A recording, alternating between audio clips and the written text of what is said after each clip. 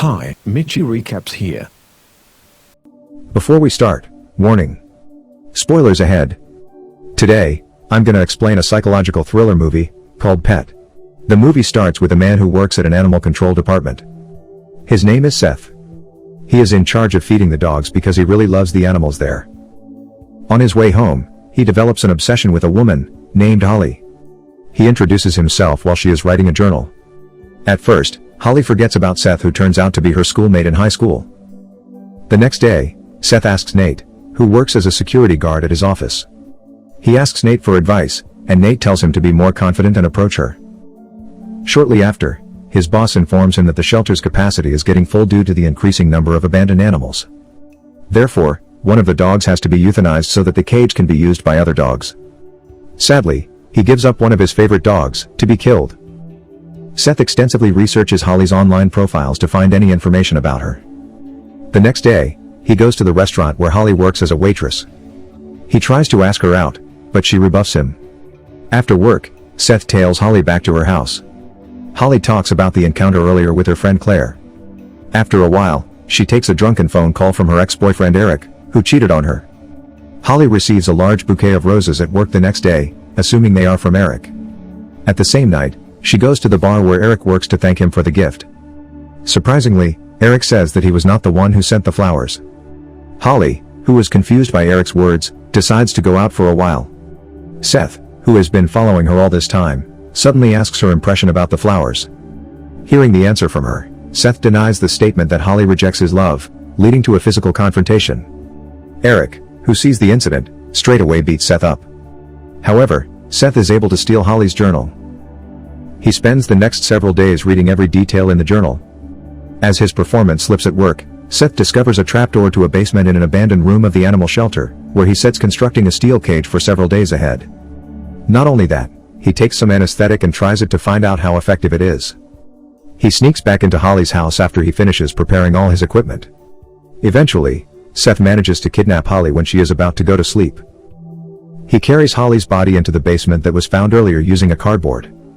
After Holly awakens in the cage, she tries to escape by removing the chains that lock the cage, until her nails fall off.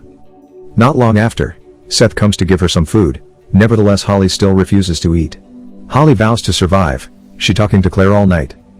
At some point, Seth informs her that he has heard Holly talking in both her own and Claire's voice in the past, indicating that Holly has personality disorders. He says that he loves her and has imprisoned her to save her. He also reveals that he knows the truth about her past from the journal. In a flashback, Holly discovered that Eric had slept with Claire, and confronted her about it during a car ride. An angry Holly continued accelerating the car until they were hit by a truck. Although injured, Claire was alive until Holly stabbed her with a glass shard right in the eye. Claire's death was attributed to the crash. Since then, Holly has committed a series of gruesome murders and written about them in her journal. When Seth realized the stories were real, he formulated a plan to save Holly to prevent her from hurting anyone else, claiming that he feels a purpose in his life at the end. Over the next several days, they engage in psychological mind games against each other as Holly begins to slip details to draw Seth in. Seth insists that Holly committed another murder due to her unrevealed guilt for Claire's death, but she counters that she kills simply because she enjoys it. He keeps thinking of other ways to save Holly, until one day, his boss threatens to fire him because his job is neglected. Nate, who becomes suspicious about Seth recently, follows him and accidentally discovers Holly in the basement. He wants to rescue Holly right away. The moment Seth returns to the basement, Holly deliberately distracts Nate so that Seth has time to deal with him. Reflexively, Seth hits Nate's head with a flashlight until he faints. Holly urges him to kill Nate using a cinder block because she doesn't want Seth to be caught by the police. She guides a terrified Seth to remove traces of Nate's death by dismembering Nate's body into pieces which will later be used as dog food, scattering his teeth in different places, and burning his bones at the cremation site. Few days later, the police become suspicious of Seth's role in Nate's disappearance. Seth succeeds to escape with the help of Holly's word in answering the detective's question. Day by day, Seth feels all of Holly's actions are proof that Holly sincerely loves him. Holly convinces him to prove his love by cutting off his finger. Desperately, Seth does it right in front of Holly, but this gives Holly an opportunity to take his knife and threatening to kill herself if Seth doesn't want to release her. Inevitably, Seth complies with her, and she says she finally believes that he loves her before slitting his throat. After the shocking incident, Holly is back together with Eric. She finds another evidence that Eric has been cheating again, however she declines to hurt him. Instead, She travels to a warehouse, where it turns out that Seth is being kept in a cage.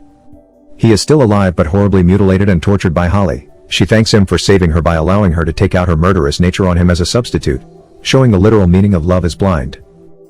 Subscribe to watch more videos like this, turn on notifications, and leave a like to help the channel out. Thank you for watching.